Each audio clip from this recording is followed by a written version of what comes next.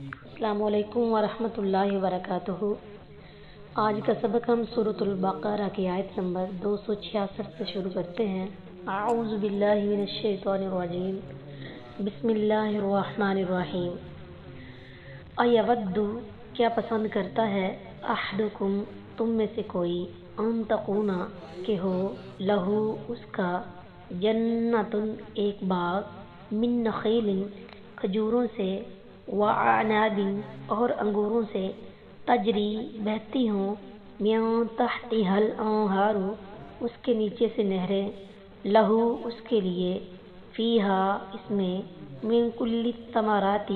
ہر قسم کے پھل ہوں، واصابہ الکبر، اور اس پر آ گیا ہو بڑھاپا، ولہ، اور اس کے، ذریۃ، بچے ہوں، ضعفاء، بہت کمزور، فاصابہا، تب اس پر پڑا، اعصار، ایک بگولا، فیہ، اس میں، نار، آگ ہے، فاحترقت، تو وہ جل گیا، کذالک، اسی طرح، یبین اللہ، واضح کرتا ہے اللہ تعالیٰ، لکم الآیات، تمہارے لیے نشانیاں، لعلکم، تاکہ تم، تتفکرون، غور و فکر کرو۔ کیا تم میں سے کوئی پسند کرتا ہے کہ اس کا کھجوروں اور انگوروں کا ایک باغ ہو جس کے نیچے سے نہریں بہتی ہوں، اس کے لیے اس میں ہر قسم کے کچھ نہ کچھ پھل ہوں، اور اسے بڑھاپا آ پہنچے اور اس کے کمزور بچے ہوں، پھر اسے ایک بگولا آ پہنچے جس میں ایک آگ ہو تو وہ بالکل جل جائے۔ اسی طرح اللہ تمہارے لیے کھول کر آیات بیان کرتا ہے تاکہ تم سوچو۔ ایود احدکم ان تکون لہ جنہ، یعنی بڑھاپے میں باغ جلنے پر نہ خود اس میں اتنی طاقت ہے کہ باغ دوبارہ لگا سکے اور نہ اس کی اولاد اس قابل ہے کہ اس کی مدد کر سکے۔ اس طرح منافق صدقہ و خیرات کرتا ہے مگر ریاکاری سے کام لیتا ہے، تو قیامت کے دن جو نہایت احتیاج کا وقت ہوگا اس کا ثواب ضائع ہو جائے گا، اور اس وقت ثواب حاصل کرنے کے لیے دوبارہ نیکی کا وقت بھی نہیں ہوگا۔ صحیح بخاری میں ابن عباس رضی اللہ تعالیٰ عنہ سے روایت ہے۔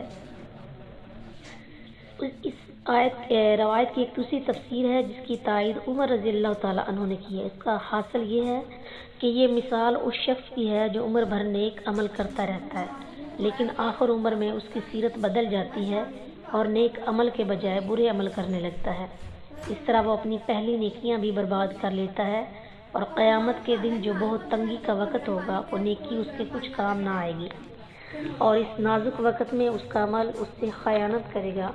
رسول اللہ صلی اللہ علیہ وسلم نے فرمایا، بندہ لوگوں کی نگاہ میں جنتیوں کے سے عمل کرتا ہے حالانکہ وہ دوزخی ہوتا ہے، اور بعض دفعہ بندہ لوگوں کی نگاہ میں دوزخیوں کے سے عمل کرتا ہے حالانکہ وہ جنتی ہوتا ہے، اور اعمال کا دار و مدار تو آخری وقت کے اعمال پر ہے۔ بخاری الرقاق، باب الاعمال بالخواتیم، حدیث نمبر 7493۔ عن سہل بن سعد رضی اللہ تعالیٰ عنہ، من کل الثمرات، میں من تبعیضیہ اور کل ثمرات کی وجہ سے ہر قسم کے کچھ نہ کچھ پھل ترجمہ کیا گیا ہے۔